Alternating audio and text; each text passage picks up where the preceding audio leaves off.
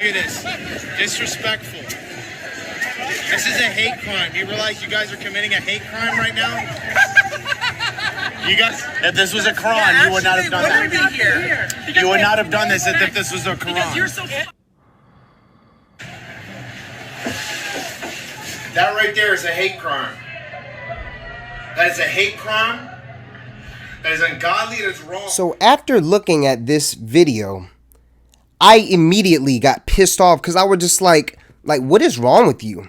Like, why would you even do something like this? Like, legitimately, what is wrong with you? Right? So I'm looking at the video and I'm like processing it all in my head, and it's ironic because I just reread the book of Daniel last night again.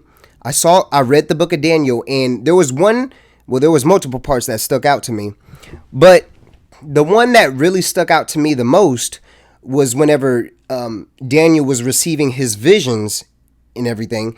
And it said that he was so distraught of what he saw, what was actually happening in the end times, that this man couldn't even stand on his feet. Like, dang. Right? So for all those wondering, like, what is going to happen during the end times, this is the crescent in the beginning. I wouldn't even say the beginning. We passed the beginning now, but we're heading further and further and further into darkness. And it's only going to get worse from here on out. You look at 2 Timothy chapter 3 and you read everything that is going to happen in the end days and how people are going to act and everything. You can't tell me that we're not living in those times right now. We've been living in there for a while, but people have really, really lost their minds. And this is what happens whenever sin grows. Whenever sin grows, this is the result and this is the outcome of what is going to happen. So those who wanted to live in the end times, here you go. You got it. So I highly suggest people staying prayed up and putting on the full armor of God every single day. Because as time goes on, it's just going to get worse and worse and worse and worse and worse. I know you see what's happening in the news right now. It seems like something is popping off every single week. And if you don't have the full armor of God, God is separating the wheat and tares right now, by the way. God is separating to see if you are for him or you are against him. And by your actions and how you live your life is literally telling God, okay, this person is with me, this person is against me. They honor me with their lips, but their hearts are far from me. This, that, and the third. All these things are happening right now. And if you can't see that, you are lost. You are completely lost and you just have no clue.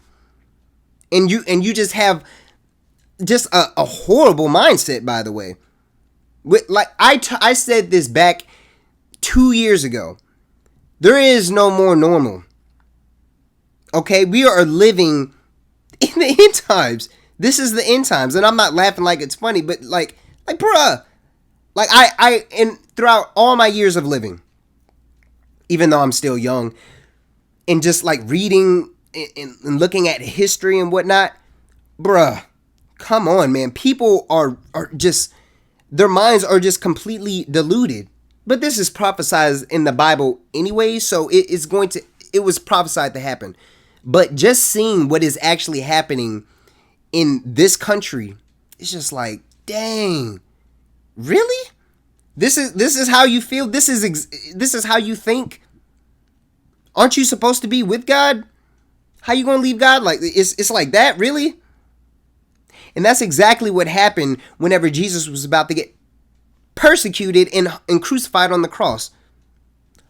All his disciples scattered, except for Peter, but then he scattered too because he denied him, excluding John. So you need to get your act together, because like stuff like this is going to happen over and over and over again. Just to let you know that. I want you to be prepared. I'm not trying to scare you, but I'm telling you what is going to happen. They're kicking around Bibles and stuff. Like, come on, man. For real? So stop playing and get right with Jesus. That's it. It's easier said than done. We all need to pray for one another. Because there are going to be times where that Christian, how he was out there by himself, what if you were out there by yourself? How would you defend Christ? Would you just stand there and just cower your head? Would you stand up for him? Would you? The choice is up to you whether if you live for God or not.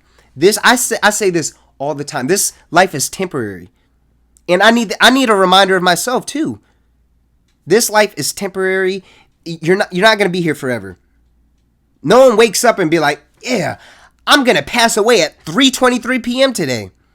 And then I'm going to step into eternity." Nobody does that. Everybody has a clock.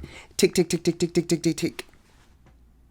And these people out there mocking and kicking Bibles and whatnot and mocking Jesus and everything and saying everything against Christ, whenever this life is over, those are the same people that are going to be begging him for one more chance.